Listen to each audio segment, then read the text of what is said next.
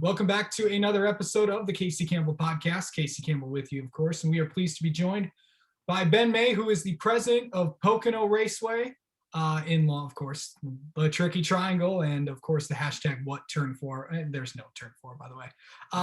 So if you haven't heard from Governor Tom Wolf, a few days ago, that Pocono Raceway will be allowed to have 100% capacity, which is full capacity.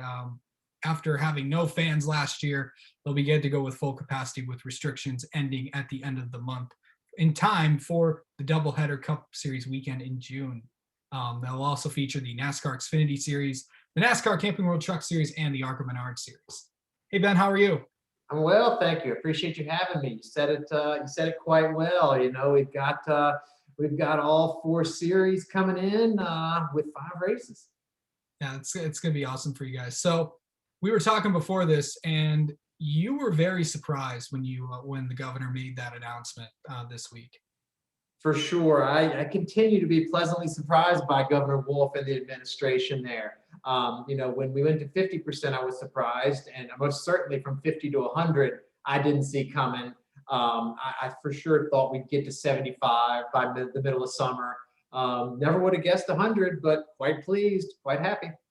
Yeah. So it looks like from when you guys are there, it looks like possibly mask requirements may not be feasible, may not be in effect. So we're going to just have to see once we get down to June. But what can fans expect when they do go to Pocono Raceway in this fall? Because I know you got this summer, because I know you guys are planning on big stuff. We are, yeah, and you're right. We'll see how the administration, levies on the mask requirements. But we've worked well with the governor's office, and we'll continue to, and whatever he needs us to do for the safety of our community, we're all about doing it. But the fun stuff is back, right? That's the underlying tone or principles here is that we're able to host all of our campers. We're able to have our infield block party, our fireworks show, in our fan zone. We'll have our kids zone. We'll have our free carnival. All that stuff that happens outside of the racetrack or off the racing surface, specifically, is the stuff that we always have been going back and forth on. And we were chatting earlier. We'll see what happens with driver Q&As and and autograph sessions and things of that nature. But I tend to think when folks arrive at Pocono, it'll feel pretty normal and it'll feel pretty good if if the sun is shining and we've got cars on track and you've got the smells and you're with your buddies and your kids and everything is just the way you want it to be. It's going to be a pretty special weekend. Yeah, just make sure those pop-up showers just don't appear. And that's right. That's my job. That's my job here. They tend to do that. They tend to do that at your tracks. I know. I know that, of course, you hosted the first ever NASCAR doubleheader weekend for the Cup Series, and something else that was unique, which the weather kind of helped with.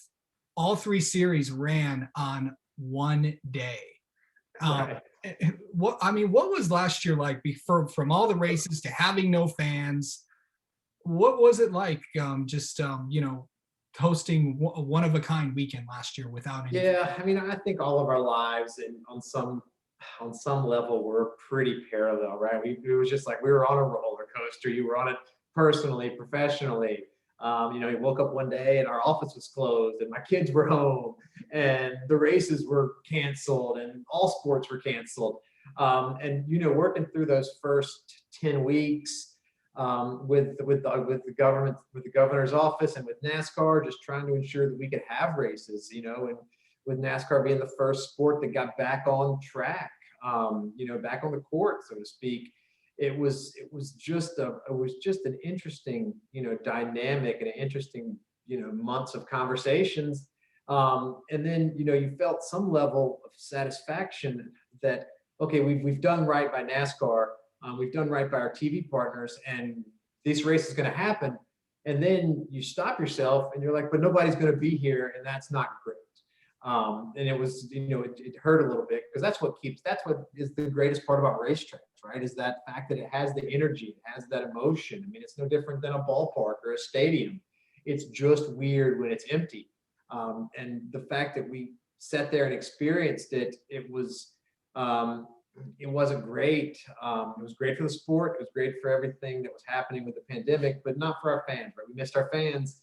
And then somebody asked me earlier today, actually, they're like, well, what did you learn, heading into this year for the doubleheader? And I'm like, well, I learned nothing, right? We're going to have to clean these grandstands. We needed to make it spotless for Saturday and spotless for Sunday.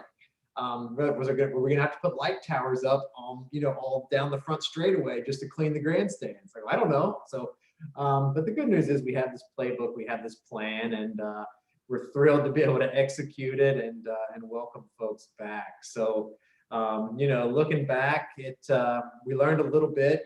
What I did learn and I thought was kind of cool is I thought the race links were good, right? I liked the 325 and the 350. For whatever reason, it worked for me.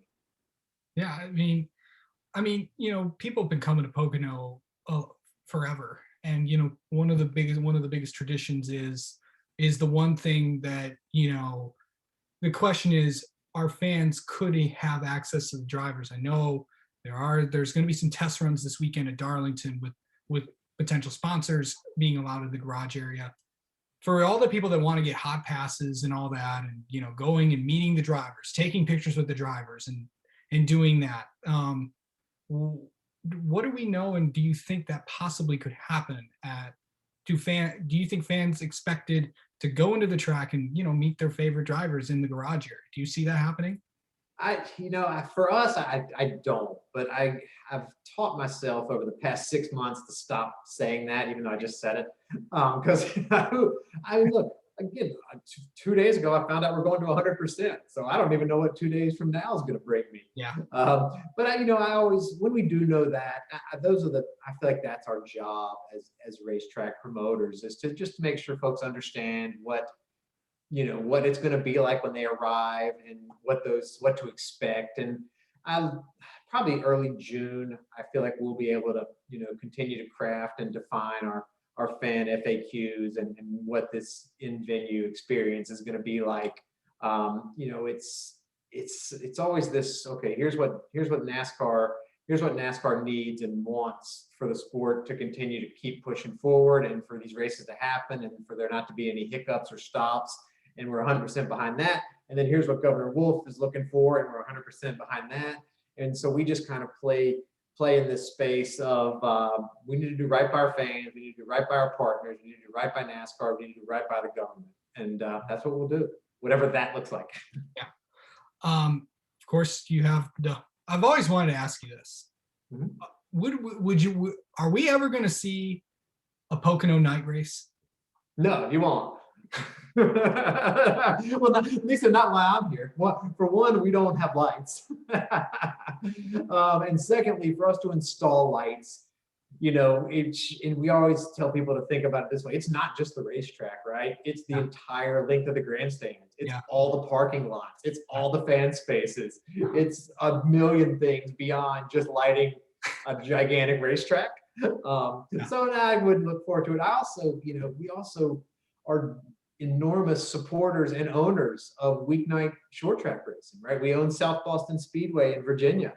And we have a lot of our theory behind that, against, cost, and not cost aside, but aside from the cost, is the fact that we want folks to go to their local track and experience what everyone's doing. I mean, there's guys and girls that are grinding, right? They're not making any money at the local short track. They're doing it because they love racing, and that's where they've gotten their start. And we've invested a ton of money and a ton of energy into South Boston, and you'll see our pace car at 15 local tracks in PA this year. So for those listening that haven't done it, go to your local short track, dirt, asphalt, whatever it may be, go check it out. Do you have any announcements on entitlement sponsor races?